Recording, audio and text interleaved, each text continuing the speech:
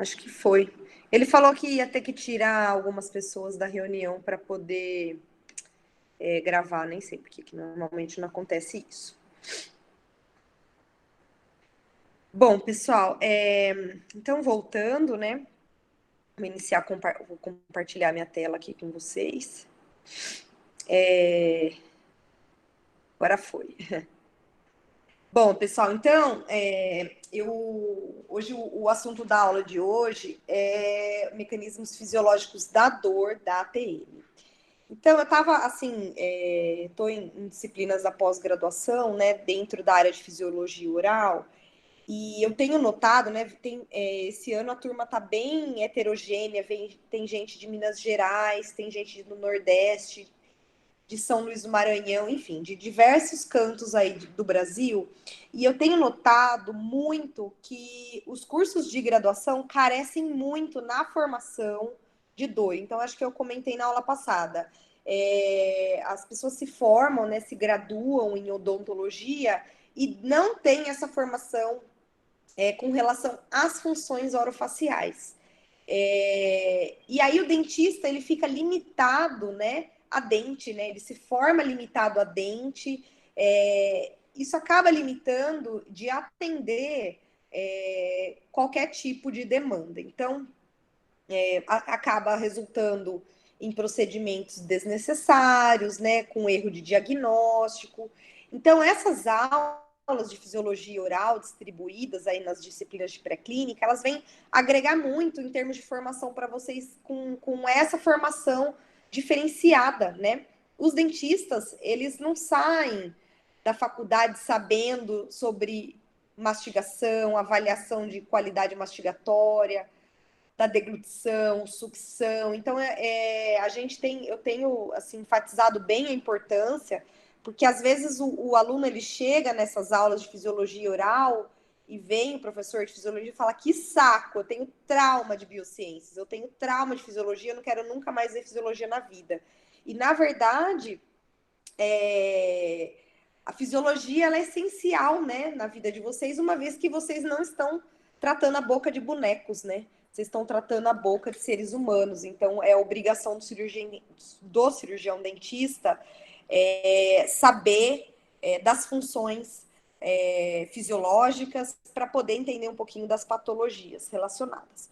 Então, dentro desse contexto, né, é importante essa questão multidisciplinar, porque a gente está dentro de uma disciplina de diagnóstico, então vocês têm todas as aulas, aprendem a fazer plaquinha, aprendem né, discute bastante sobre a TM, sobre as disfunções, e muito provavelmente um professor de prótese, ele acaba não tendo, né, a formação de fisiológica, né, para poder explicar mecanismo, para poder entender ação farmacológica de medicamento, entender por que eu estou escolhendo um medicamento ou estou escolhendo outro medicamento. Então, eu acredito que essa aula ela traz essa importância para depois vocês poderem avaliar os casos e saber por que tal medicamento não está funcionando num paciente, por exemplo. Né? Então, também entender que não existe um protocolo de fármaco para dor, né? Infelizmente, dor orofacial é muito complexa, eu acho que eu deixei bem claro isso na aula passada. É multifatorial, ela tem influência de vários fatores e que acabam resultando em diferentes qualidades de percepção dolorosa. Então, assim, o dentista ele se forma querendo receita pronta. Ele tem lá a receita do pré-operatório de implante. Ele tem a receita de prescrição de dipirona para extração. Ele tem a receita de dexametasona pré-operatória para extração de incluso. Então, assim, para dor isso não funciona, né? Isso funciona talvez para o grosso da odontologia, né?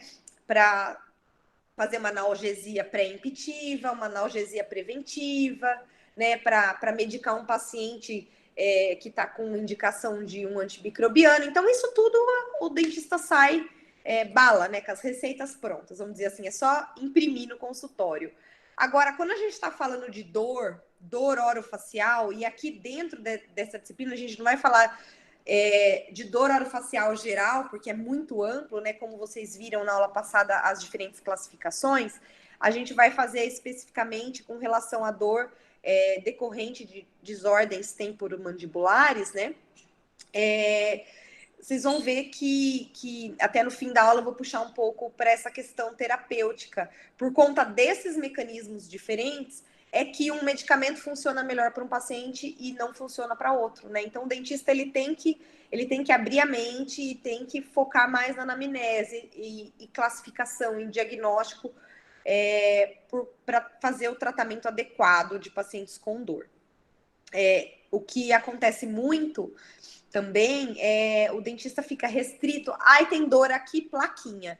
E não é assim que funciona, né? Então, eu gostaria de deixar muito essa mensagem e que com esse embasamento teórico de mecanismo de dor, vocês consigam compreender melhor os tratamentos, a base dos tratamentos farmacológicos e também respeitar o paciente quando ele relata dor. Então, como eu comentei na aula passada, né, a dor ela é um sintoma importante, né? Ela é fundamental para a nossa sobrevivência. Eu comentei na aula passada os casos de pacientes que se automutilam, toda essa questão envolvendo quando a pessoa não tem percepção de dor. Então, ela é essencial, a gente precisa sentir dor, né? E a dor, ela é sempre real, né? Não importa a causa. Então, quando a pessoa relata a dor ela é resultado de uma série de fenômenos, né? E de diversos, e processada em diferentes níveis no encéfalo, quando tem o resultado final que é a dor. Então, uma vez que a pessoa relata que ela tem dor, tem que ser estudado, tem que ser avaliado, não importa a causa, tem que ser valorizado. E ela é a percepção sobre a necessidade de proteção. Então, eu percebo, quando eu sinto dor, que tem algo errado e eu tenho que tomar cuidado. Eu tenho que poupar aquele órgão, aquela região. Então, eu tô com a unha encravada, eu não vou pôr sapato fechado. Eu machuquei o pé, eu vou mancar. Então, sempre ela é importante para proteção daquela estrutura que está afetada, né? Então a gente discutiu bastante isso na aula passada. Então, puxando um pouquinho o gancho com a aula passada, a gente discutiu as diferentes origens, né, que resultam em dor na região orofacial. Então, o tema da aula de hoje, dor decorrente de ATM, ela se enquadra aqui dentro desse grupo grande aqui de dores decorrentes de desordens músculo-esqueléticas, né? Então, ela está aqui, que afeta a mandíbula e estruturas associadas. A gente tratou das dores intraorais no terceiro ano, quando a gente fala dor de origem pulpar. Também foi abordado os mecanismos de dor, até para conseguir entender como se faz melhor o diagnóstico em endodontia, o porquê que tem paciente que não responde ao teste com frio, tem outros que não respondem com teste térmico de calor, como é que acontece o mecanismo de resposta de estímulo elétrico. Então, a fisiologia trouxe essa base para vocês conseguirem compreender os testes que vocês fazem para diagnóstico em endodontia. E aqui, dentro da disciplina de diagnóstico oral não, reabilitação oral, ela traz um pouco para tentar direcionar um pouco na compreensão do alvo terapêutico dessas desordens. Então, as dores de origem muscular, a DTM, né, ela é um grupo heterogêneo de distúrbios que resultantes, né, de desarranjos, de problemas aí do sistema músculo-esquelético associado, né? Um paciente que tem um quadro de DTM, ele pode ou não desenvolver dor. Então, acho que isso a professora Renata, ela deve ter comentado com vocês. Na verdade, eu comecei até assistir a aula dela, que ela colocou no Classroom, Porque eu acho muito importante a gente saber até que ponto um professor de fisiologia entra num assunto que é docente e também puxar o gancho aí com alguns conceitos que ela trouxe para vocês. Mas eu não consegui assistir a aula toda. Então, existem pacientes que têm desordens, que têm problemas na articulação e não têm a percepção dolorosa. Até isso é até ruim em alguns casos, porque às vezes isso acaba prejudicando bem o funcionamento das estruturas, porque o paciente não tem aquele alerta que normalmente deveria ter. Então, dentro das dores de origem musculoesqueléticas, as DTMs, né, elas são um grupo específico, elas são, quando um paciente tem dor decorrente a uma desordem na articulação, né, temporomandibular, ela é uma das causas que mais tem procura para atendimento odontológico depois de dor de origem dental. Então, ela é a maior causa de dor não odontogênica na região orofacial. Então, primeiro motivo de busca para atendimento é dor dental, vamos dizer assim, dor de dente. E as DTMs, elas estão a maior causa de procura de dor na região orofacial que não tem origem dental. Então, ela tem uma prevalência relativamente alta, né? Então, ela é decorrente aí de distúrbios dolorosos na coluna cervical, músculos mastigatórios e na ATM propriamente dita. Então, vocês viram lá que a professora Renata, toda a estrutura da ATM, toda a função, todas as particularidades dessa articulação, porque ela é tão especial, então acho que isso foi bem discutido. E quando a pessoa tem alteração na função dos músculos relacionados à mastigação e o músculos cervicais de sustentação, né, ele acaba tendo aí o desenvolvimento da dores de musculoesqueléticas.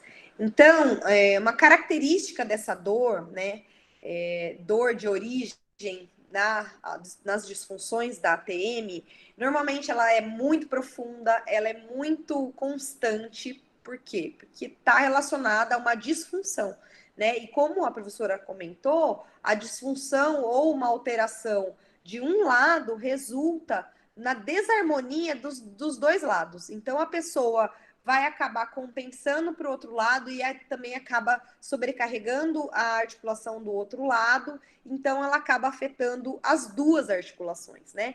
E ela tem uma característica muito angustiante, porque a articulação, né, ela está em função o dia inteiro, né? Então a gente tá usando a articulação.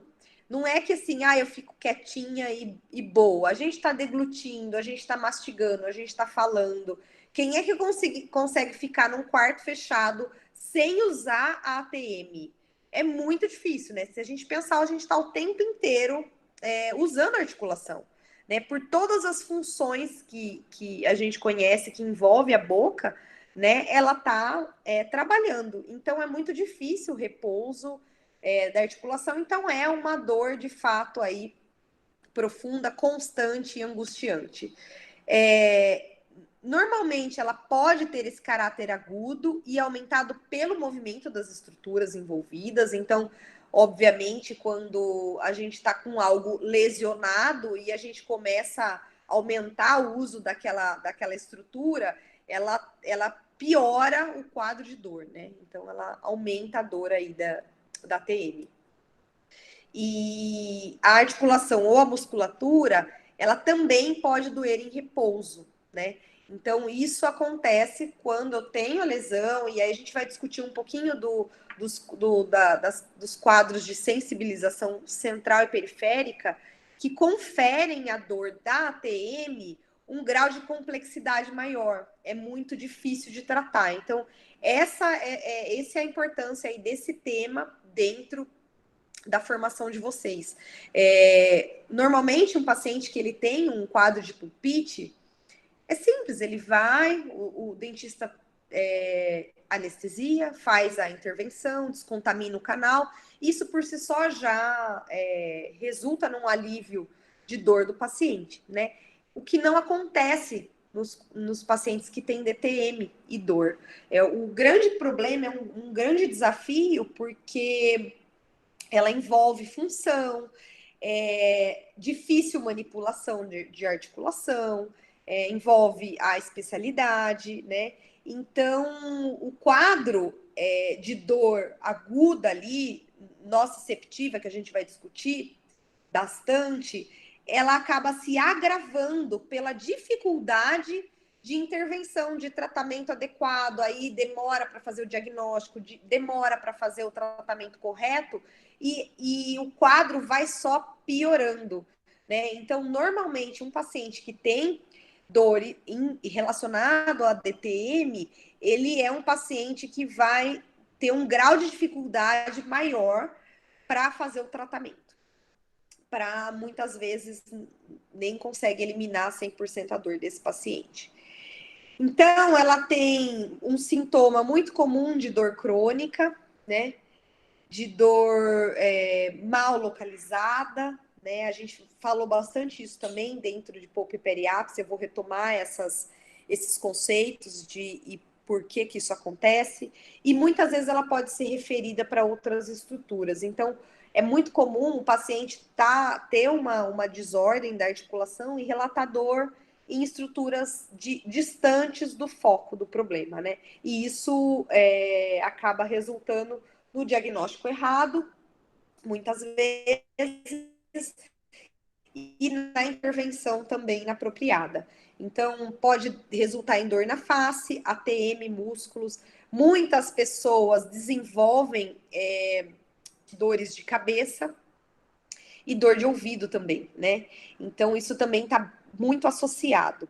E alguns pacientes têm algumas manifestações características, como zumbido, plenitude auricular e vertigem, por conta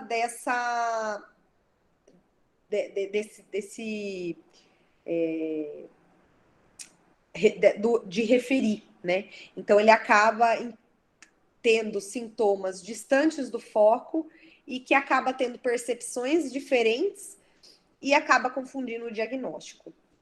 Então, muito cuidado tem que ser feito na hora do diagnóstico para excluir a possibilidade de ser uma pulpite, muitas vezes até de desordens sistêmicas como artrite reumatoide também.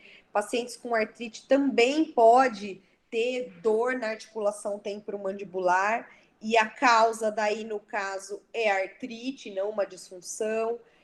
Pacientes com fibromialgia, cefaleias, né? Cefaleia tensional ou enxaqueca. Então, nesses casos, né, a intervenção para o tratamento da DTM não está relacionada à articulação em si, mas tem que ser direcionada às outras especialidades, né, endodontia, e aqui no caso das especialidades médicas relacionadas. Então, tem que fazer um cuidado muito grande com isso.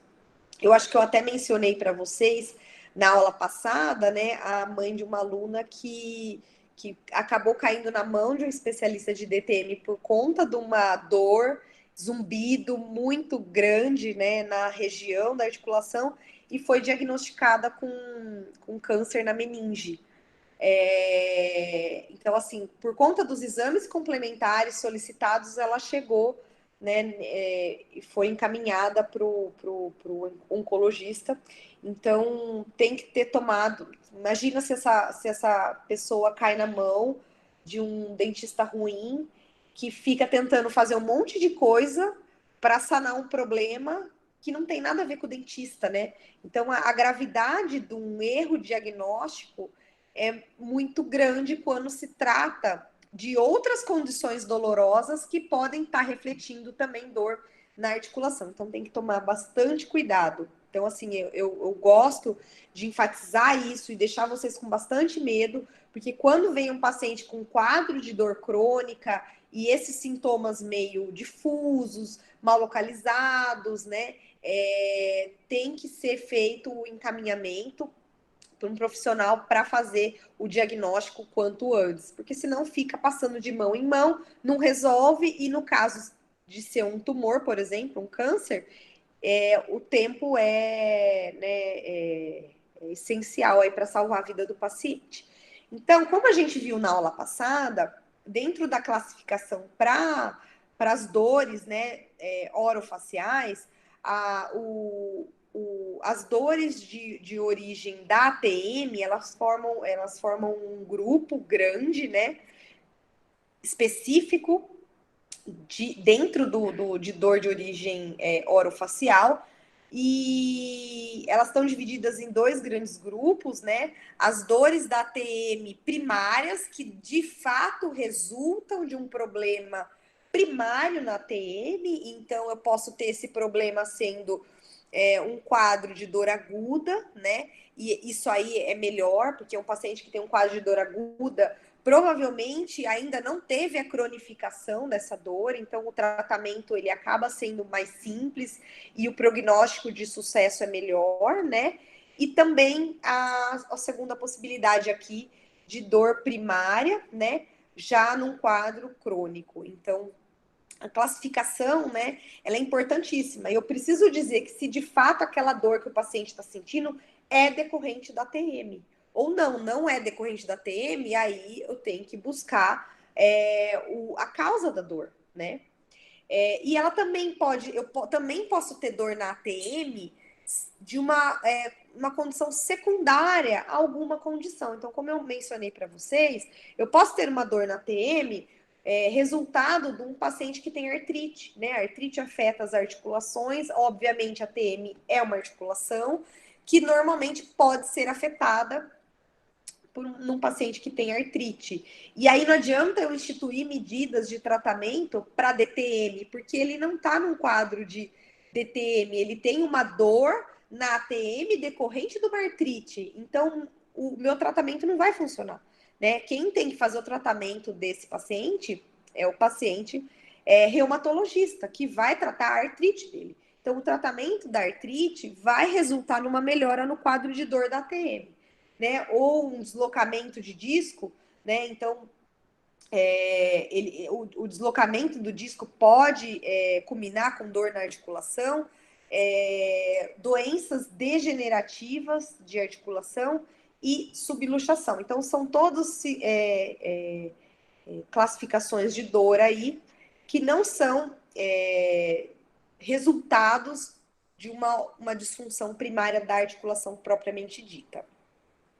Então, voltando um pouquinho em fisiologia, né, para a gente falar de mecanismo de dor, eu queria ver com vocês, ver com vocês se vocês estão lembrados, né, qual que é o primeiro componente do circuito da dor. Então, como é que começa e como termina a dor, né, todo esse processamento. Queria ver com vocês aí, queria que vocês colocassem no chat o primeiro componente da dor. Como que eu começo qual que é o start para eu sentir dor? O pessoal tá colocando? Você me ajuda, Sara, Matheus? Alguém colocou alguma coisa? Por enquanto não, professora. Vamos, gente, quero ouvir. Quero participação. O Matheus falou potencial de ação. Tá perto. Potencial da ação, um pouquinho antes do potencial da ação. Para o potencial de ação acontecer, o que eu tenho que ter?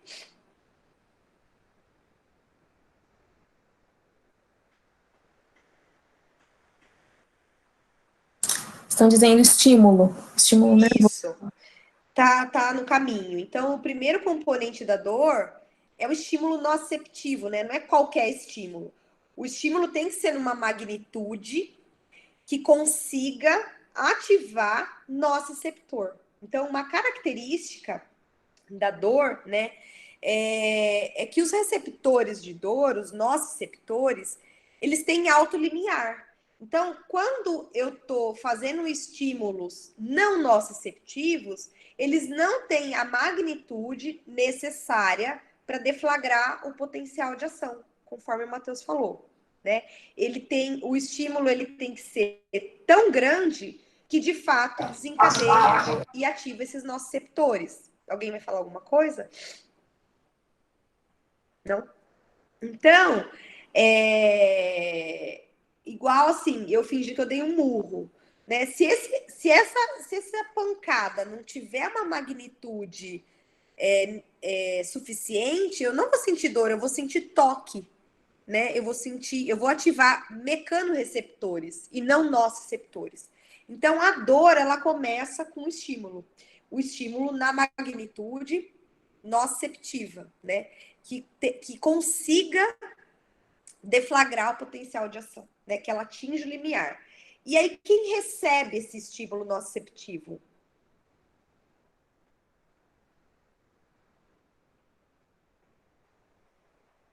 Vamos, gente.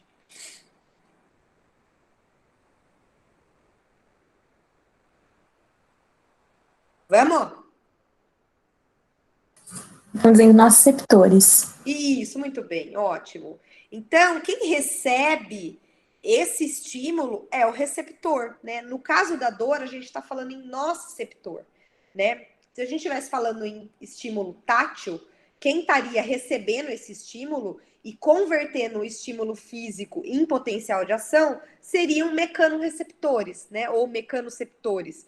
No nosso caso, quando a gente está falando em dor, o nome do receptor é nociceptor. Então, o que o nosso receptor faz?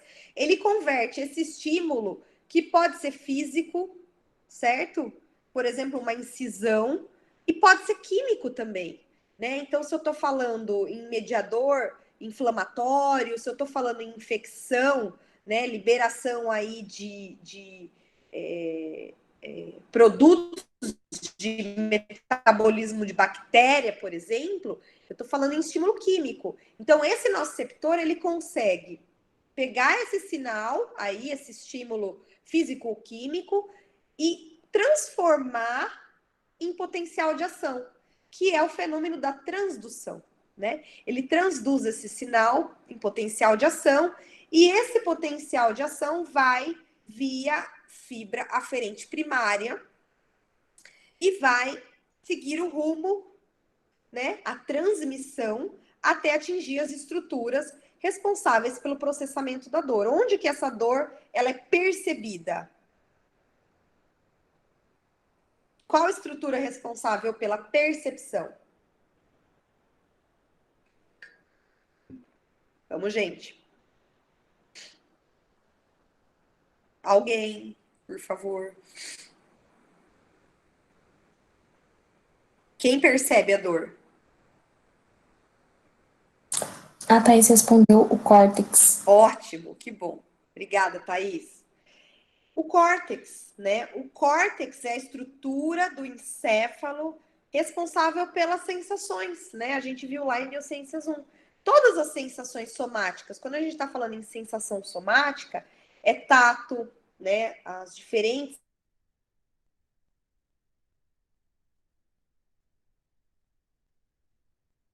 são as modalidades sensoriais que são processadas no córtex somatosensorial. Né? Os outros córtex, a gente tem as modalidades sensitivas dos sentidos especiais. Então, por exemplo, audição, visão, gustação, olfato, faltando um, e equilíbrio, né? Eles são processados em córtex específicos. Então, tem o córtex da visão, tem o córtex da audição e assim por diante. Mas o córtex somatosensorial, né, localizado aqui um pouquinho atrás dessa região de cíngulo, ele é a região que chega toda a informação sensorial da percepção, né? E confere a nossa percepção. No caso, a gente está falando da dor, né? Da modalidade sensorial de dor. Então, esse é o caminho, né? Desde o estímulo até a percepção. Então, isso aqui é super importante como medida protetora. É por conta disso que a gente não se queima, que a gente não se corta, e assim por diante. Como eu falei na aula passada, no caso das pessoas que não têm, isso não acontece. Então, é importante eu sempre gosto de frisar a diferença entre nocicepção e dor. Acho que a gente falou um pouco sobre isso no semestre passado. Foi para vocês que eu dei a aula de mastigação e tudo mais, né? Foi? Foi, professora? Então, eu discuti bastante com vocês. A gente falou sobre as outras modalidades sensoriais, né? Que a cavidade oral permite perceber temperatura, tato, né? Então, eu frisei bastante a diferença do estímulo e de percepção, né? Aqui no caso de sensação e percepção, acho que eu frisei bastante com vocês.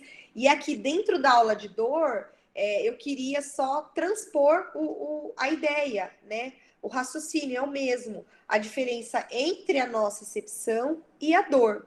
Então, quando a gente está falando em ativação do nociceptor, né? Quando esse estímulo tem a magnitude necessária para ativar o nociceptor, isso é a nocicepção. Então, o primeiro passo da percepção dolorosa, ela se inicia com a nocicepção, né?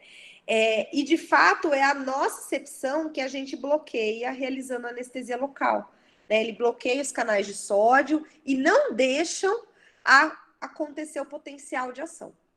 Já a dor é quando essa informação que partiu da ativação desse nociceptor caminha e chega e é processada em córtex, né? Então, aí eu tenho a dor. Então, percebam bem a diferença quando a gente fala de dor e quando a gente fala de nocicepção, tem conceitos diferentes e contextos diferentes também.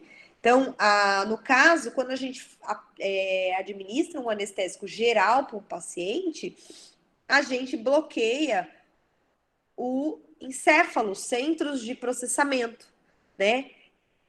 E aí, não estou bloqueando a nocicepção. Eu posso fazer uma incisão, eu posso ter deflagração de potencial de ação, mas por que o paciente não sente dor quando ele está sob anestesia geral? Porque o processamento dessa informação não acontece. Eu deprimo os centros de processamento. Então, percebam essa diferença. Tá claro isso aqui, pessoal? Bom, então, onde é que existem esses nociceptores, né? Então, os nociceptores, eles são terminações nervosas livres de fibra aferente primária. O que é fibra aferente primária? É um neurônio, né, que leva a informação periférica central. Então, a gente vai falar bem desse trajeto. Os nociceptores, então, são terminações nervosas livres, localizadas na fibra aferente primária, né? E quais são as estruturas da ATM que são altamente inervadas, né? Isso aqui foi essa tecla foi bem batida com vocês, com a professora Renata. A gente tem...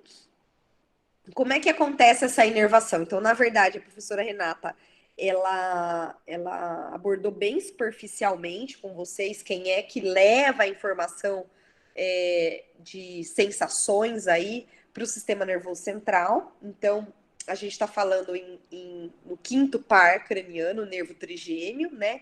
Então, o nervo trigêmeo, ele tem as diversas subdivisões e os ramos.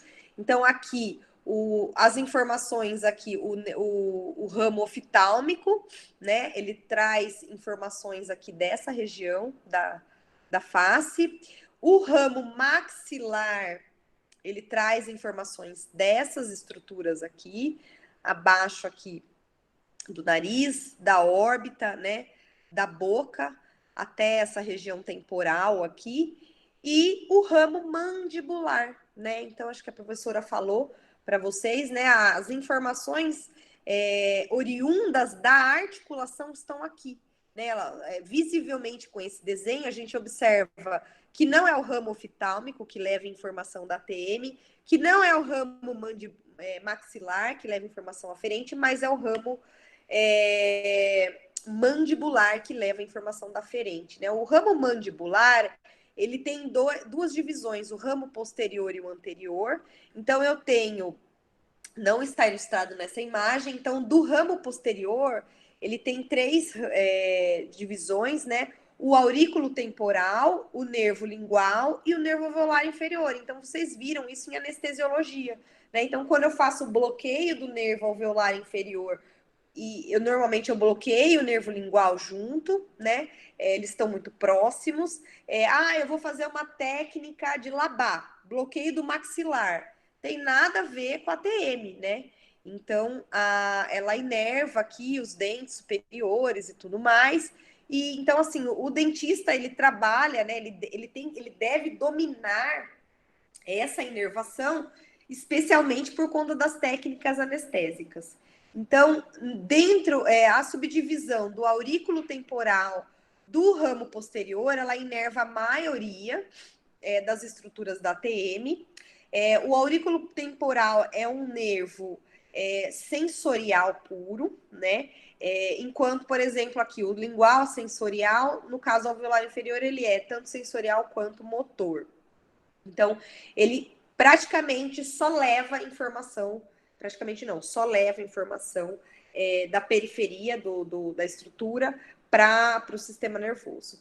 E o ramo anterior, algumas estruturas, um pouco menos do que do aurículo temporal, eu tenho um pouco de inervação do nervo massetérico, tá? Da porção sensitiva, do ramo sensitivo aí, do massetérico. Então, a inervação da ATM, ela é oriunda do aurículo temporal e do massetérico, que são ramos aí do nervo mandibular. Então, um é do ramo posterior e o outro da porção anterior do nervo mandibular.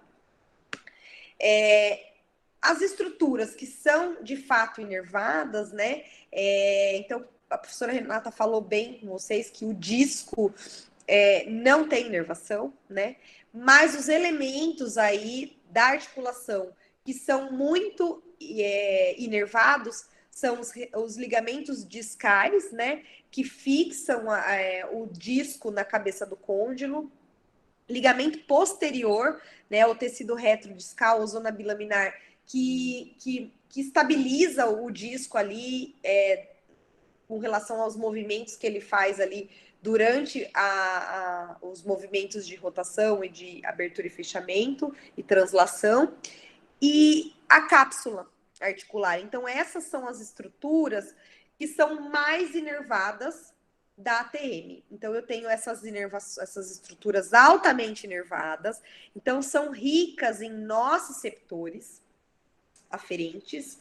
Essas fibras, o nociceptor, né, a terminação nervosa livre desse neurônio, normalmente esses neurônios nociceptivos sensoriais, eles são basicamente do tipo A delta, né, que ele tem pequeno calibre, mas ainda tem mielina, e as fibras amielinizadas do tipo C, né, que a principal diferença entre as duas é a velocidade de condução do potencial de ação, né? Lembrando que quando existe a presença de mielina, o impulso é saltatório, então a velocidade de condução é maior, ao passo que quando não tem a mielina, a velocidade de condução é menor. Aqui mostrando só uma diferença aí do calibre das fibras aferentes para dos mecanoreceptores aqui, fibras de grosso calibre com muita mielina, né? Então a velocidade é muito maior. Então, essas fibras são as responsáveis por levar essa informação das estruturas periféricas até o córtex, onde acontece a percepção da dor, tá? Tanto toda essa questão, todas essas estruturas que são inervadas, né, pelo massetérico, pelo aurículo temporal, essa inervação ela é rica em mecanoreceptores, né, que é essencial, que a gente até falou no primeiro semestre com relação do papel desses mecanoreceptores na propriocepção, na percepção de alimentos interpostos entre os dentes, né, a participação desses receptores mecânicos na TM durante a função, né, as diferentes funções da face, mas também são ricos em nociceptores, né? Então, eu tenho aí a presença de nociceptor sendo responsável principalmente aí pela condução da informação aferente nociceptiva. E quando que eu ativo esse nociceptor? Quando eu tenho um estímulo nociceptivo, né? Que é um estímulo de uma magnitude grande, né? De caráter destrutivo, de caráter perigoso, que pode colocar em risco a fisiologia da estrutura. Então, quando eu estou em função normal, eu não tenho ativação nesses nociceptores. Eu não tenho dor durante função, né? Quem está trabalhando em tempo integral, aí são os mecanoreceptores que garantem a função, né? A propriocepção essencial aí para o funcionamento da TM. Então, os nociceptores, eles são capazes, né? De converter o estímulo nocivo em potencial de ação. Então, eu tenho uma série de diferentes mecanismos de transdução, né? Aqui nessa figura aqui, ela mostra uma série, inclusive, de canais de sódio voltagem dependente, que são expressos nesses nociceptores, e diversos mecanismos pelo qual os diferentes estímulos nóxicos conseguem ativar esse neurônio. Então, eu tenho, por exemplo, mediadores inflamatórios, que são capazes de ativar, substâncias de produtos da matriz extracelular de bactérias, por exemplo, que são capazes aí de causar a despolarização, né, e ativação desse neurônio aferente primário. E esse é o processo chamado de transdução. Então, ele vai converter um sinal, um estímulo físico ou químico em potencial de ação. Então, uma vez que a transdução acontece e eu deflagro o potencial de ação, o que vai acontecer? A minha informação vai adiante e vai chegar ao sistema nervoso central e ser processada. Então, aqui, ilustrando, né, a propagação dos potenciais de ação. Então, eu tenho a propagação desses estímulos que vai ser mais rápido ou menos rápido, na dependência do tipo de fibra que a gente está falando, se ela é fibra C, se ela é fibra delta. E essa informação, então, chega e será processada. Então, o circuito básico. Então, a gente tem dois circuitos básicos. Quando a gente está falando em corpo, a gente fala em sistema medular. Por quê? Porque toda a aferência do nosso corpo tem o destino final a medula, né? O sistema nervoso central. E é nesse momento, na medula, que a informação vai, então, fazer um potencial de ação com o neurônio secundário e vai pelas vias ascendentes em direção ao córtex, né? Muitas delas fazem sinapses aqui no tálamo, né? Então, a maioria dos tratos ascendentes, eles fazem sinapse na região do tálamo, e aí, então, do tálamo faz sinapse um outro neurônio e vai rumo ao córtex somatosensorial. Então, aqui nesse corte, é um corte anteroposterior aqui, né, da camada, então ele pega bem essa fatia aqui. E aí, lembrando a questão do homúnculo, né, a gente tem as regiões, as aferências das diferentes regiões do corpo sendo processadas em locais específicos no córtex, que configuram o mapa do córtex e que a gente acaba fazendo esse desenho aí do homúnculo. Quanto maior a quantidade de receptores e menores os campos receptivos dessas regiões, maior a representação lá no córtex somatosensorial.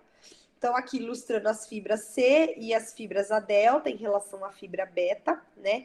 E aí aqui o estímulo nociceptivo primário, né? Deflagrando o potencial de ação.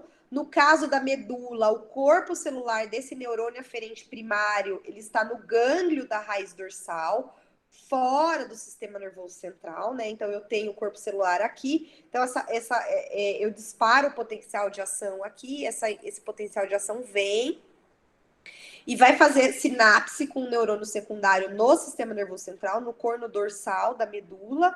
E aí, algumas informações vão vias... ascendem aqui.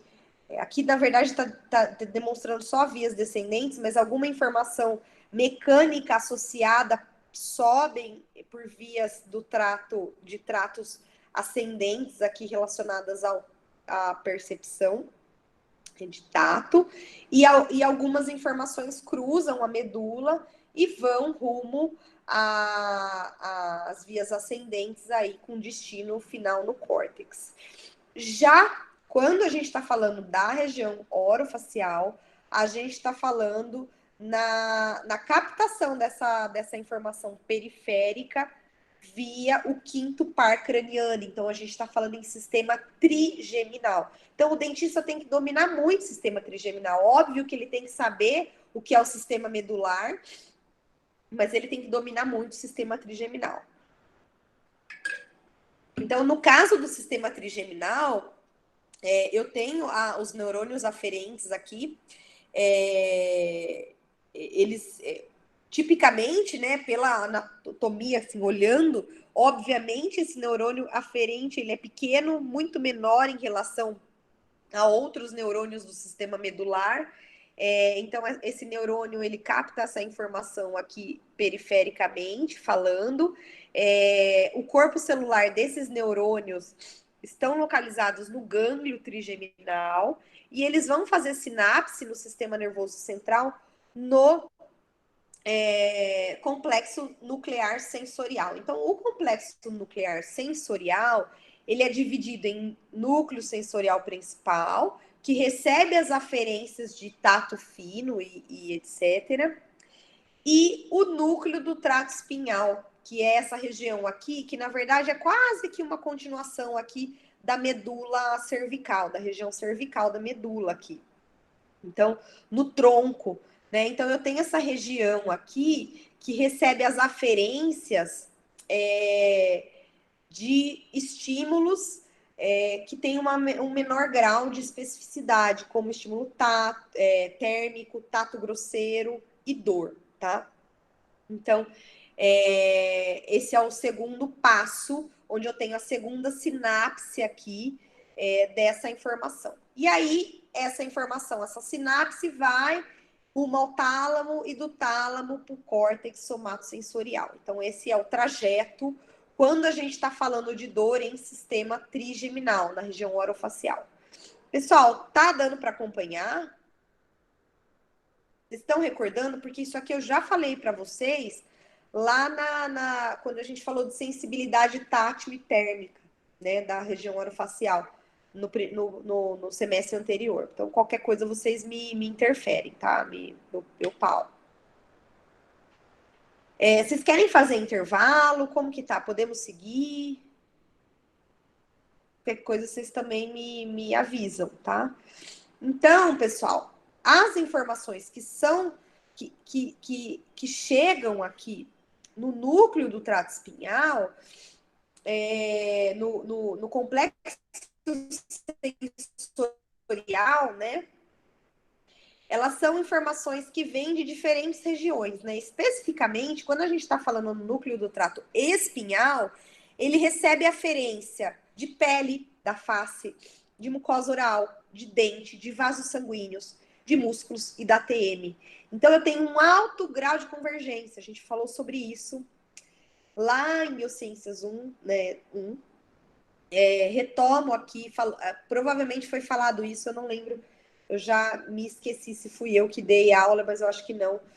Não fui eu, foi no ano passado, que vocês estavam no terceiro ano, na disciplina de polpa e periápse, então foi provavelmente a professora Fernanda que deu. Então eu tenho um alto grau de convergência aqui, né? E essas regiões, elas recebem aferência dessas diferentes regiões da mucosa, nociceptiva de polpa, nociceptiva das diferentes estruturas de músculo, de ATM, né? De mucosa, informação térmica e de tato grosseiro. Então, por conta disso, né? Eu tenho a grande dificuldade de localização de dor. Né? Então, uma característica muito importante, né?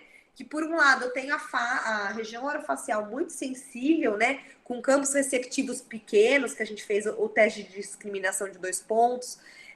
Então, o tato fino, ele é muito preciso na região orofacial.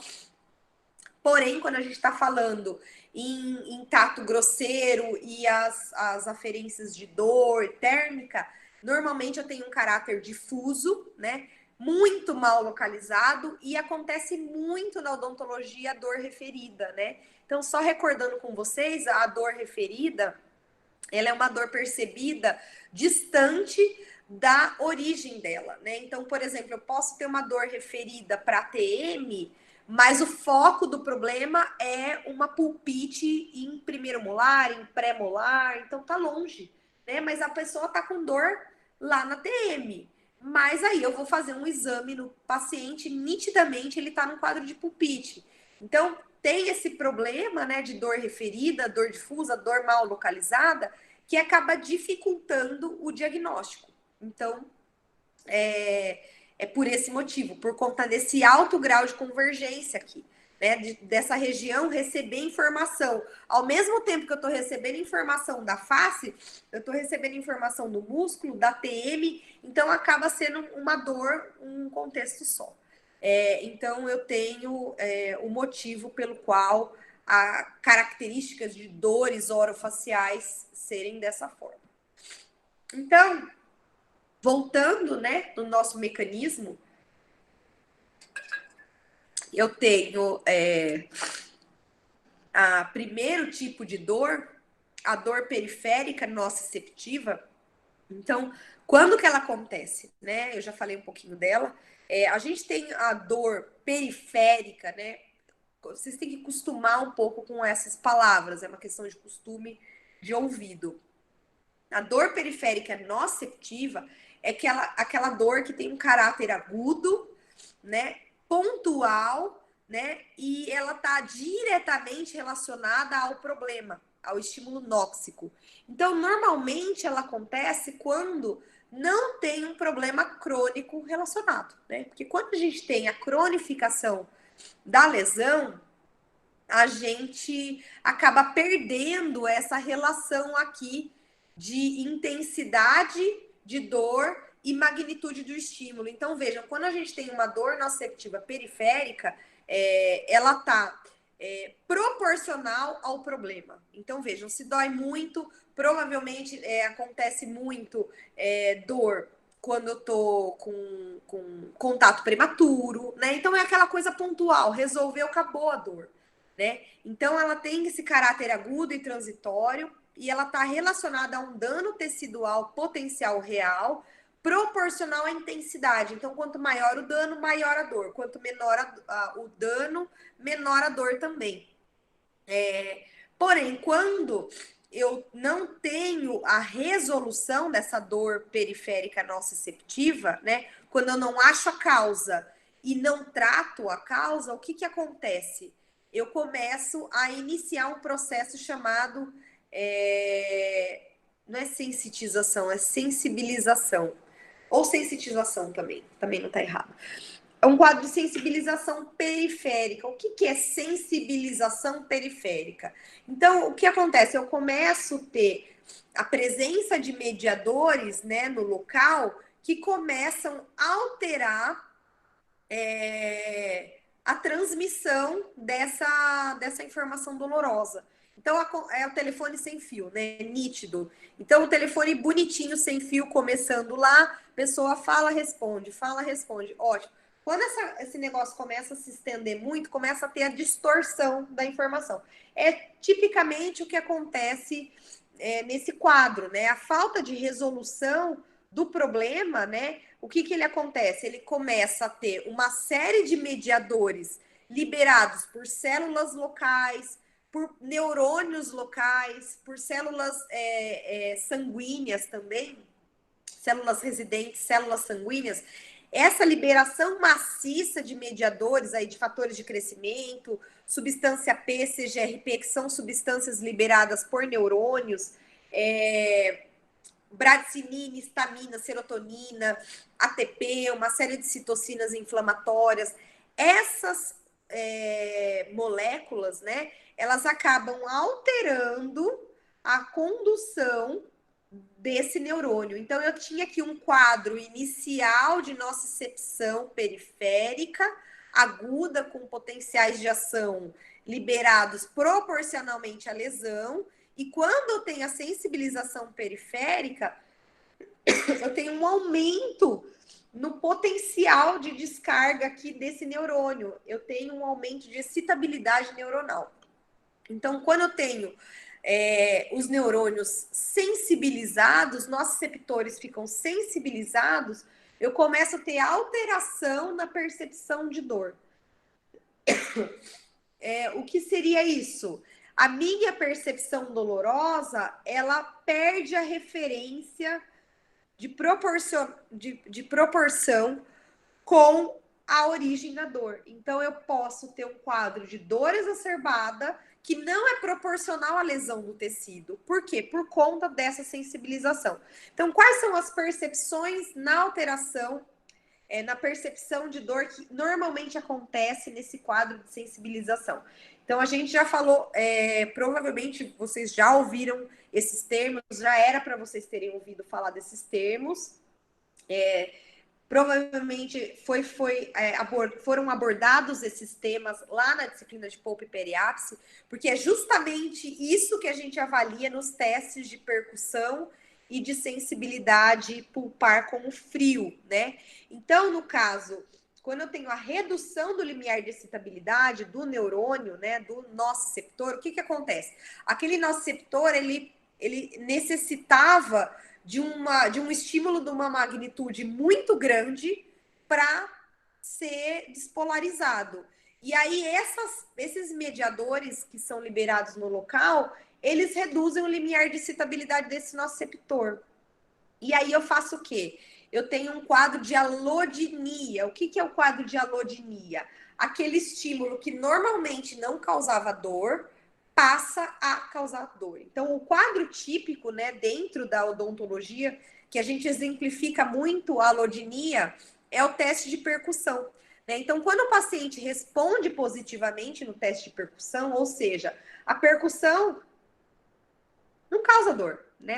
Quando a gente toca o dente com um instrumento, com qualquer coisa, a gente tem a sensação tátil do toque e não dor. Então, quando o paciente está num quadro de sensibilização, ele passa a ter dor. Então, é o que acontece, por exemplo, na dor durante as movimentações. Né? Então, a ATM não dói, e aí um paciente que está sensibilizado, né, ele passa a ter dor em movimentos normais. Né? Isso é um quadro de alodinia.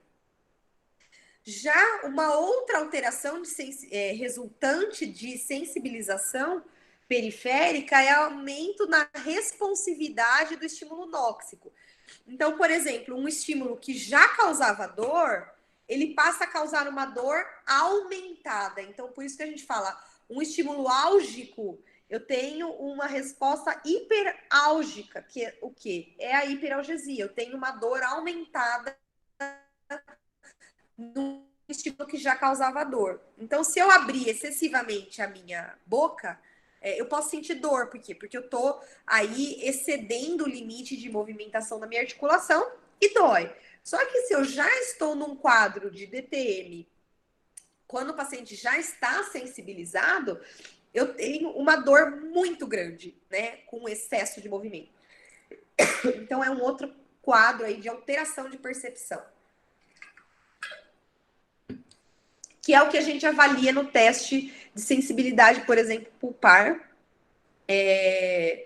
quando a gente põe o gelo, né? Então, o gelo normalmente causa dor, né? Mas quando o paciente está num quadro de pulpite, a dor tem uma intensidade maior, demora para passar e tudo mais. Então, a gente acaba avaliando hiperalgesia nesses casos, né, para levar o diagnóstico. Quando a gente está falando em DTM, são os exemplos de palpação muscular, né? Quando a gente faz a palpação muscular e dói, a gente nitidamente percebe que o paciente está num quadro de alodinia, né? Se a gente aumenta um pouquinho mais a pressão, que é para doer, e o paciente tem uma dor exacerbada, a gente percebe nitidamente a hiperalgesia. Normalmente, o paciente, ele sempre tem as duas coisas juntas. Quando a gente tem a sensibilização dos neurônios periféricos, eu tenho tudo junto. Eu tenho alodinia e tenho hiperalgesia, tá? Mas numa gravidade ainda maior é quando começo a ter disparo espontâneo. O que é? Eu tenho potenciais de ação independentes do estímulo nóxico. É quando a gente tem dor espontânea, quando a gente não está em movimento e a dor está ali, né? Eu não tenho um estímulo doloroso na região, né? Mas eu tenho a dor. Por que essa dor tá ali? Né? O que causou essa dor? Por que essa dor surgiu? Porque eu tive um quadro de sensibilização periférica. E aí isso resulta em dor espontânea. Então, na verdade, a dor espontânea, ela já é um agravamento dessa sensibilização, né? Nesse quadro de sensibilização. Que normalmente os pacientes com dor na TM, dificilmente é um caso de nocicepção periférica típica e que a gente remove a causa, o paciente elimina a dor. No caso das DTMs, a maioria são dores complexas, em que o paciente já vem num quadro de sensibilização periférica, evoluindo, muitas vezes podendo evoluir para a sensibilização central, que é o que eu vou falar agora, né? Então, assim, um exemplo aqui, a alodinia, né? Quando a gente está fazendo um toque em mucosa, em dente, né? Aqui exemplificado pelo cotonete, que obviamente isso não era para provocar dor e acaba provocando dor. E a hiperalgesia é quando eu tenho um aumento da percepção dolorosa por um estímulo que já causava dor. Então, vocês precisam muito bem saber a diferença de alodinia e de hiperalgesia. Bom, quando que acontece a sensibilização central? Então, a sensibilização central, ela pode acontecer em qualquer nível central. Então, quando eu estou falando em subnúcleo caudal, eu estou falando em sensibilização central. Então, essa aferência, esse excesso de informações aferentes, oriundas dos neurônios periféricos, né, primários, eles acabam esse excesso de informação, esse excesso de neurotransmissores liberados ali, eles acabam podendo alterar a via de resposta do segundo mensageiro. E em alguns casos eu posso ter, ainda não necessariamente só na comunicação com o primeiro neurônio do sistema nervoso central, mas em outras instâncias também, neurônios terciários e assim por diante.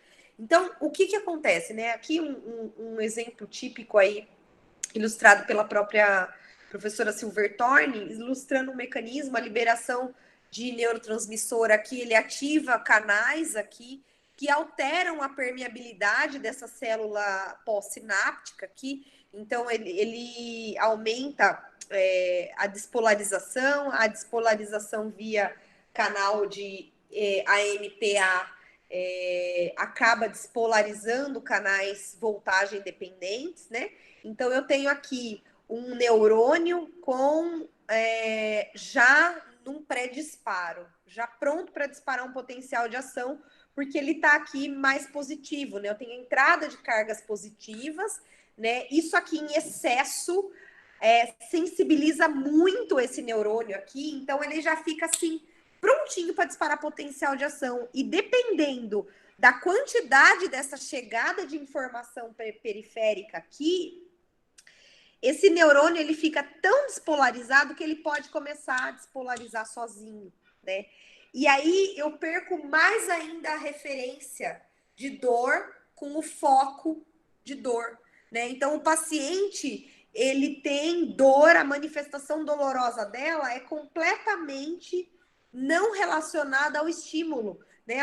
Ele tem um quadro de dor muito maior do que a lesão tecidual. E o problema grandiosíssimo, né, dentro da odontologia, é quando a gente não consegue mais, mesmo com a resolução da causa primária, que originou a dor primária, os neurônios estão tão sensibilizados que eles continuam deflagrando e carregando essa informação nociceptiva, mesmo na ausência da origem da dor. Então, aí, quando o paciente desenvolve um quadro de sensitização central, é quando esse paciente vai ter o tratamento mais difícil de todos, que envolve medicamentos de ação central. Então, basicamente isso, o trauma, a inflamação, as lesões neuronais levam ao aumento de excitabilidade, diminui a inibição tônica, né, e aumentam aí a percepção, alteram a percepção dolorosa, e isso acaba gerando um quadro, uma bola de neve, né, resultando aí nesse quadro aí central. E aí o tratamento acaba sendo muito mais difícil, né? Então é uma dor desregulada, coloquei entre aspas, ela tem um caráter aí bem amplo, bem difuso. O paciente já num quadro de hiperalgesia e dor espontânea, e não tem essa correlação direta entre dano e percepção dolorosa, né? Então ela acontece em decorrência, né, dessa quantidade de aferência periférica anormal e amplificada, e a manutenção da dor ela acontece independente da resolução do problema e da magnitude desse estímulo. Então, esse é o grande problema aí da dor, da sensibilização central.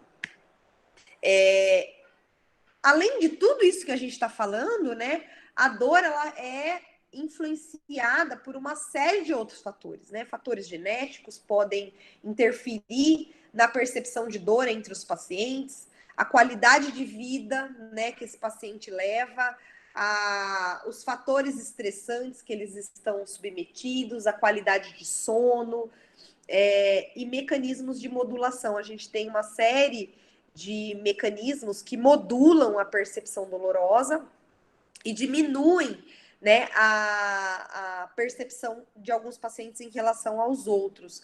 Então, por conta de tudo isso, é tão difícil a gente tratar dor, né? Então, a gente tem aqui, nesse exemplo, né, nesse esquema desse artigo, ele ilustra bem essa questão de cronificação, de agudização e o que interfere. Então, eu tenho aqui os fatores que iniciam o quadro de dor nociceptiva periférica, né? Injúria, trauma, uma infecção, um esforço repetitivo, muitas vezes hábitos parafuncionais, né? Ele dispara um quadro de dor aguda, nociceptiva periférica convencional. Eles têm uma magnitude de estímulo tal qual conseguem deflagrar o potencial de ação nos nociceptores, né? Por isso que eu tenho o quadro de dor.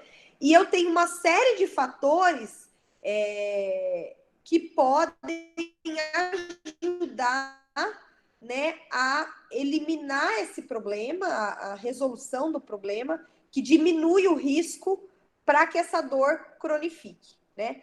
E uma série de riscos que podem aumentar o risco dessa dor aguda virar uma dor crônica. Então, esse é o grande problema nas DTMs, né?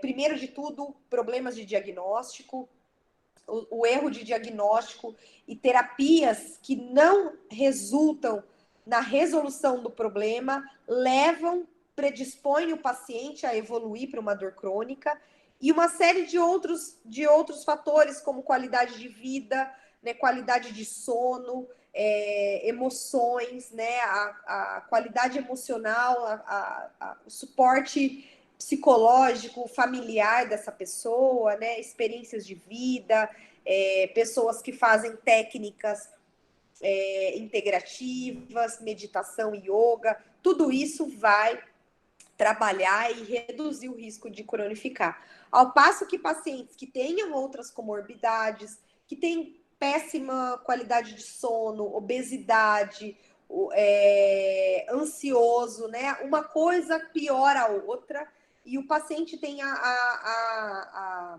alta chance de evoluir aí para um quadro de dor crônica. Nesse quadro, pessoal, ele ilustra bem os diferentes tipos de dor. Aqui, na verdade, ele não tem um intermediário, que seria a sensibilização, ou sensitização periférica. Ele engloba em 3 grandes grupos de dor. A dor periférica nociceptiva, então talvez um pouco dessa inflamação e sensibilização periférica esteja junto aqui nessa dor periférica nociceptiva. A dor de origem neuropática, né, com disfunção de neurônio. E as dores decorrentes de um processo central, né, de sensibilização central. Então, o que eu queria chamar a atenção com vocês, né, aqui seria o tratamento, né? Então, aqui a gente mostrando aqui que a maioria das DTMs estão já com um quadro de sensibilização já em nível central. E aí, né, você prescrever, por exemplo, um Tilenol, acetaminofeno é o Tilenol, um opioide, um anti-inflamatório. Ah, não, eu vou dar Tilex para o paciente. Ele está morrendo de dor, eu vou dar Tilex. Vai funcionar? Não vai funcionar. Então, esse é o grande problema. O cirurgião dentista prescrever um grupo de fármaco que vai atender somente os pacientes que têm uma dor de origem periférica. Quando o paciente já tem a desregulação do processamento de dor central na espinha ou no cérebro, né? Tanto sistema nervoso central aí, quando estamos falando de medula, ou já trigeminal em regiões superiores, eu tenho envolvimento de outras estruturas e esses medicamentos afetam a periferia, mediadores periféricos, receptores periféricos, e a prescrição desses grupos de fármaco não vai atender, não vai aliviar e resolver a dor desse paciente. Então, quando eu tenho um quadro de cronificação, né, o paciente vem com dor de 3 meses para cima, né, como eu expliquei na aula passada, acima de 3 meses eu já estou falando em dor crônica, é um paciente que não vai resolver tratando com medicação periférica. Eu já tenho que atuar em fármacos de ação central como gabapentina, antidepressivos tricíclicos, né?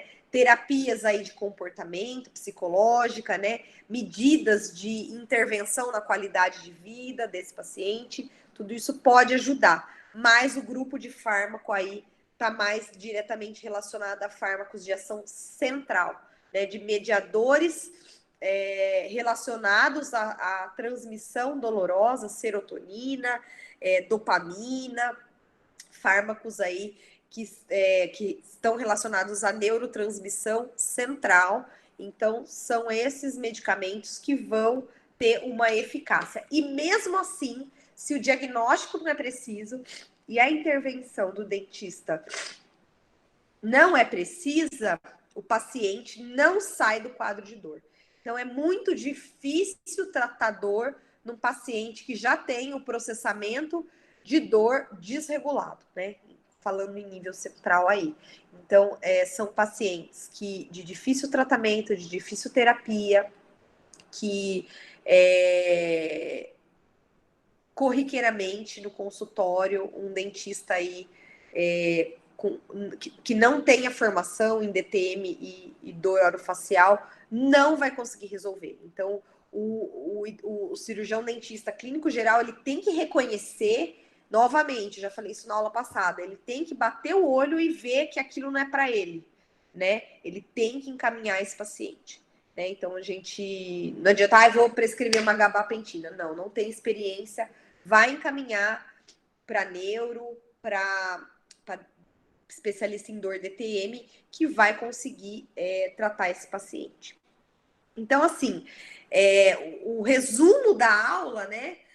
Na verdade, o desejo de todo especialista em dor, em DTM, seria conseguir compreender todos esses mecanismos que envolvem a dor, né? Para poder instituir medidas com fármacos que vão atuar no foco, né, do problema, para conseguir eliminar a dor. Então, esses estudos, né, de mecanismo, de mediadores, de receptores, de neurotransmissores, eles têm ajudado na compreensão, né, para poder desenvolver fármacos com foco periférico ou central e ajuda a individualizar o tratamento desse paciente de acordo com a origem da dor dele. Né? Então, novamente, o dentista especialista em dor e DTM, ele não tem, né, aquela prescriçãozinha pronta, imprime, entrega para o paciente. É muito complexo, né? Ele tem que entender, tem que ver a causa, tem que classificar e ainda medidas necessárias aí em conjunto para conseguir tirar o paciente do grau aí de cronificação da dor. Então, era essa mensagem aí que eu queria trazer para vocês, né? Eu passei já o capítulo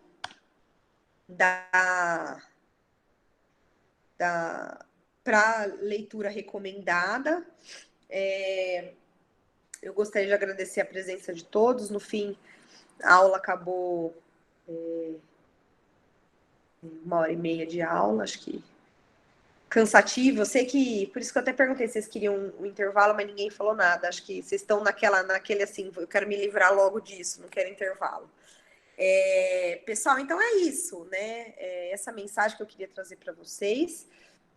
Acho que consegui trazer todos os mecanismos relacionados à transmissão de dor, né? Em especial para a ATM. Perguntas, dúvidas? Vocês leram o material? Não tiveram tempo de ler? Como é que foi? Alguém fala comigo, por favor.